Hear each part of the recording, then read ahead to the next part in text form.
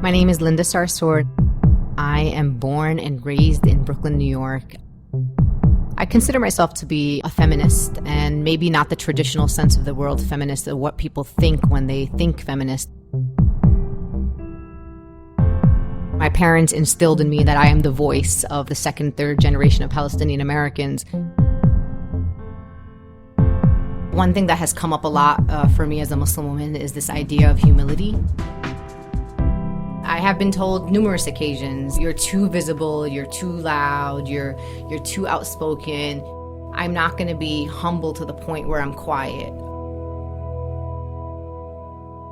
The idea behind modesty in Islam is for people to be able to judge me by my character, not by the way that I look. I'm very proud to wear a hijab. I don't think that wearing my hijab takes away from anything that I can do or be. Islam is very clear about the encouragement of the education of women. I mean, there's just so many clear examples of the leadership roles that women have held. When there has been oppressive behavior against Muslim women worldwide, most often that has come from political reasons or even cultural reasons. Oppression of women is absolutely shunned in the Islamic faith. I don't like to go to mosques where men and women are in different floors or if women are in a smaller space.